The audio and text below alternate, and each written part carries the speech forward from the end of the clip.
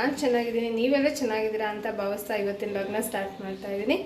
ಇವತ್ತಿನ ವ್ಲಾಗಲ್ಲಿ ಮನೆಯಲ್ಲೇ ಯಾವ ರೀತಿ ಸಾಂಬಾರು ಪುಡಿ ಮಾಡೋದು ಅನ್ನೋದನ್ನು ತೋರಿಸ್ತಾ ಇದ್ದೀನಿ. ಈ ವಿಡಿಯೋನ ನಾನು ಆಲ್ರೆಡಿ ಅಪ್ಲೋಡ್ ಮಾಡಿದ್ದೆ, ಅಂದರೆ ಶಾರ್ಟ್ ವಿಡಿಯೋದಲ್ಲಿ ಅಪ್ಲೋಡ್ ಮಾಡಿದ್ದೆ. ಇದರ ಲಾಂಗ್ ವಿಡಿಯೋ ಕೇಳ್ತಾ ಇದ್ರು ಕೆಲವರೆಲ್ಲ. ಹಾಗಾಗಿ ನಾನು ಇವತ್ತು ಸಾಂಬಾರು ಪುಡಿಯನ್ನು ಯಾವ ರೀತಿ ಮಾಡೋದು ಅನ್ನೋದನ್ನು ನಿಮ್ಮ ಜೊತೆಗೂ ಸಹ ಶೇರ್ ಮಾಡ್ತಾ ಇದ್ದೀನಿ. ಬನ್ನಿ, ನನ್ನ ಸಾಂಬಾರು ಪುಡಿ ಮನೇಲೆ ಯಾವ ರೀತಿ ಮಾಡ್ತೀನಿ, ಹೇಗೆ ಮಾಡ್ತೀನಿ ಅನ್ನೋದನ್ನು ತೋರಿಸ್ತೀನಿ. ಸಾಂಬಾರು ಪುಡಿ ಮಾಡೋದಕ್ಕೆ ಏನೇನೆಲ್ಲ ಇಂಗ್ರೀಡಿಯೆಂಟ್ಸ್ನ ನಾನು ತೊಗೊಂಡಿದ್ದೀನಿ ಅಂತ ತೋರಿಸ್ತಾ ಇದ್ದೀನಿ. ನಾನಿಲ್ಲಿ 50 ಗ್ರಾಮ್ ಅಕ್ಕಿ, ಹಾಗೆ ಉದ್ದಿನಬೇಳೆ, ತೊಗರಿಬೇಳೆ, ಹೆಸರುಬೇಳೆ, ಹಾಗೆ ಜೀರಿಗೆ, ಸಾಸಿವೆ, ಗಸಗಸೆ ಎಲ್ಲನೂ ಸಹ 50 ಗ್ರಾಮ್ ತೊಗೊಂಡಿರೋದು. ಚಕ್ಕೆ, ಕಡಲೆಬೇಳೆ, ಮೆಣಸು 10 ಗ್ರಾಮ್ ತೊಗೊಂಡಿದ್ದೀನಿ. ಹಾಗೆ ಅರಿಶಿನ ಕೊಂಬನ್ನು ಈ ರೀತಿಯಾಗಿ ಕುಟ್ಟಿ ಇಟ್ಕೊಂಡಿದ್ದೀನಿ, ಇದು 20 ಗ್ರಾಮು. ಅದಾದಮೇಲೆ ಇಲ್ಲಿ ನೋಡಿ ಅನಾನಸ್ ಹೂವು, ಹಾಗೆ ಏಲಕ್ಕಿ, ಕಲ್ಲುವ, ಹಾಗೆ ಮರಾಠಿ ಮೊಗ್ಗು ಎಲ್ಲನೂ ಸಹ 10 ಗ್ರಾಮ್ ತಗೊಂಡಿದ್ದೀನಿ. ಹಾಗೆ 10 ಗ್ರಾಮ್ ಮೆಣಸು, ಹಾಗೆ 2 ಜಾಯಿಕಾಯಿ ತಗೊಂಡಿದ್ದೀನಿ. ಆಮೇಲೆ ಮೆಂತ್ಯಕಾಳು, ಇದು ಒಂದು 20 ಗ್ರಾಮಷ್ಟು ಮೆಂತ್ಯಕಾಳನ್ನು ಸಹ ನಾನು ತಗೊಂಡಿದ್ದೀನಿ. ಹಾಗೆ ಕರಿಬೇವು, ಒಂದು ಚಿಕ್ಕ ಬೌಲಷ್ಟು ನಾನು ಕರಿಬೇವನ್ನು ಈ ರೀತಿ ಬಿಡಿಸಿ ಇಟ್ಕೊಂಡಿದ್ದೀನಿ. ಒಂದು ಹಿಪ್ಪಲಿ, ಹಾಗೆ ಹೋಮ್ಕಾಳು ಒಂದು ಚಿಕ್ಕ ಬೌಲಷ್ಟು, ಅಂದರೆ ಒಂದು 3 ಸ್ಪೂನು ಅಷ್ಟು ನಾನು ಹೋಮ್ಕಾಳನ್ನು ಸಹ ತಗೊಂಡಿದ್ದೀನಿ. ಇಲ್ಲಿ ಅರ್ಧ kgಯಷ್ಟು ನಾನು ಧನಿಯಾ ಬೀಜನ ತಗೊಂಡಿದ್ದೀನಿ, ಅಂದರೆ ಕೊತ್ತಂಬರಿ ಕಾಳು, ಇದು ಅರ್ಧ kg ಇದೆ.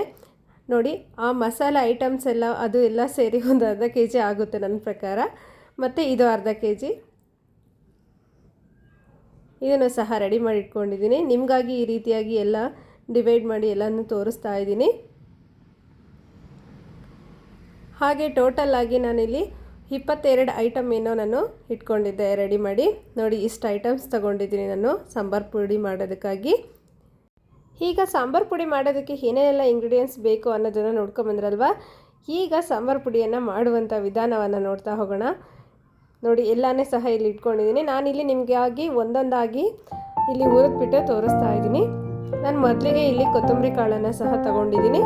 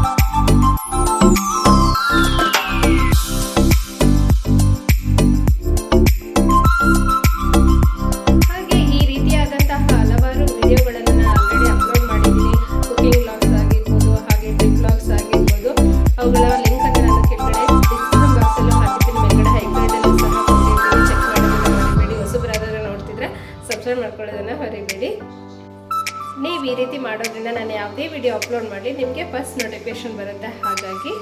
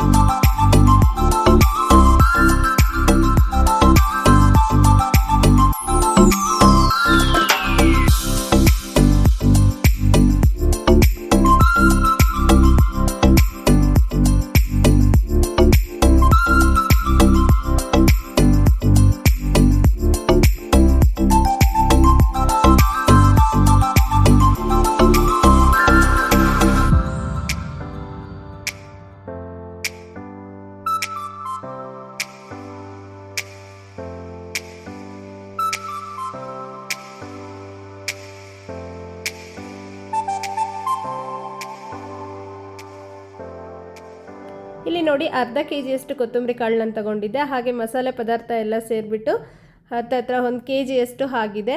ಪುಡಿ ಮಾಡಿದಾಗ ನಮಗೆ 1 kg ಪೌಡರ್ ಸಿಗುತ್ತೆ. ನಮಗೆ ಇಲ್ಲಿ ಒಂದು 6 ತಿಂಗಳು 7 ತಿಂಗಳವರೆಗೂ ಸಹ ಸಾಂಬಾರು ಪುಡಿ ನಮ್ಮ ಮನೆಗೆ ಸಾಕಾಗುತ್ತೆ. ನೀವೇನಾದರೂ ಕ್ವಾಂಟಿಟಿ ಜಾಸ್ತಿ ಮಾಡಿದರೆ ಹಿಟ್ಟಿನ ಗಿರಣಿ ಕೊಟ್ಟು ಸಾಂಬಾರು ಪುಡಿಯನ್ನು ಮಾಡಿಸ್ಕೋಬೋದು. ಬೇಕಿದ್ದಲ್ಲಿ ಆಗಾಗ ಖಾಲಿ ಆದಾಗ ನಾವು 6 ತಿಂಗಳಿಗೊಮ್ಮೆ 8 ತಿಂಗಳಿಗೊಮ್ಮೆ ಈ ರೀತಿಯಾಗಿ ಪೌಡರನ್ನು ಮನೆಯಲ್ಲೇ ಸಹ ಮಾಡ್ಕೋಬೋದು. ಈಗ ಇದು ರೆಡಿ ಆಗಿದೆ. ಇವಾಗ ನಾವು ಮಿಕ್ಸಿ ಜಾರ್ಗೆ ಹಾಕಿದರೆ ಸಾಂಬಾರು ಪುಡಿ ರೆಡಿ ಆಗುತ್ತೆ.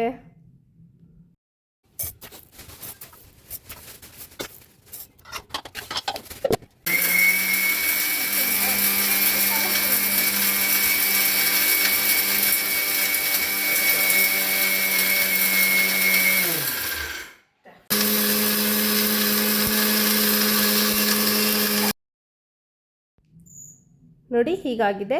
ಈಗ ಇದು ಸ್ವಲ್ಪ ತರಿ ಆಗಿದೆ. ಮತ್ತೆ ನಾವು ಮಿಕ್ಸಿ ಮಾಡ್ಕೋಬೇಕಾಗುತ್ತೆ. ನೋಡಿ ಈ ರೀತಿಯಾಗಿ ತುಂಬಾ ನುಣ್ಣಗೆ ನಾವು ಮಿಕ್ಸಿಯನ್ನು ಮಾಡ್ಕೋಬೇಕಾಗುತ್ತೆ. ಇವಾಗ ಇದು ತುಂಬಾ ಚೆನ್ನಾಗಾಗಿದೆ. ನಾವು ಸಾಂಬಾರು ಪುಡಿ ಮಾಡ್ತಾ ಇರೋದಕ್ಕೆ ಮನೆಯೆಲ್ಲನೂ ಸಹ ಸುವಾಸನೆಯಿಂದ ಕೂಡಿದೆ. ಇದೆಲ್ಲನೂ ಸಹ ನಾನು ಮಿಕ್ಸಿಗೆ ಹಾಕ್ಕೊಂಡು ಈ ರೀತಿಯಾಗಿ ಒಂದು ಬಾಂಡಲೆಯಲ್ಲಿಗೆ ಹಾಕ್ಕೊಳ್ತಾ ಇದ್ದೀನಿ. ಈ ರೀತಿ ಹಾಕಿಬಿಟ್ಟು ಸ್ವಲ್ಪ ಮಿಕ್ಸ್ ಮಾಡಿಬಿಟ್ಟು ಸ್ವಲ್ಪ ಹೊತ್ತು ತಣ್ಣಗಾಗೋದಕ್ಕೆ ಬಿಡಬೇಕು. ತಕ್ಷಣಕ್ಕೆ ಸ್ಟೋರ್ ಮಾಡಬಾರ್ದು. ಹಾಗಾಗಿ ಒಂದು ಸ್ವಲ್ಪ ಹೊತ್ತು ತಣ್ಣಗಾಗೋದಕ್ಕೆ ಒಂದು 5-10 ನಿಮಿಷ ಬಿಡಬೇಕು. ಹಾಗೆ ನಾನು ದಿನ ಬಳಸೋದಕ್ಕಾಗಿ ಒಂದು ಬಾಕ್ಸ್ ತೊಗೊಂಡು ಅದಕ್ಕೆ ಕವರ್ ಹಾಕಿಬಿಟ್ಟು ಅಲ್ಲಿಗೆ ನಾನು ಸಾಂಬಾರು ಪುಡಿಯನ್ನು ಹಾಕ್ಕೊಳ್ತಾ ಇದ್ದೀನಿ ರೆಗ್ಯುಲರಾಗಿ ಬಳಸೋದಕ್ಕಾಗಿ. ಹಾಗೆ ಉಳಿದಿದ್ದ ಸಾಂಬಾರು ಪುಡಿಯನ್ನು ನಾನು ಒಂದು ಕವರ್ಗೆ ಹಾಕಿಬಿಟ್ಟು ಫ್ರಿಜ್ಜಲ್ಲಿ ಇಡ್ತೀನಿ. ಕಲರ್ ಶೇಡ್ ಆಗೋಲ್ಲ, ಚೆನ್ನಾಗಿರುತ್ತೆ. ಹಾಗಾಗಿ ತುಂಬಾ ಎಷ್ಟು ಬೇಕು ಅಷ್ಟು ಬಳಸೋದಕ್ಕೆ ಮಾತ್ರ ಇಲ್ಲಿ ನಾನು ತಗೊಳ್ತಾ ಇದ್ದೀನಿ.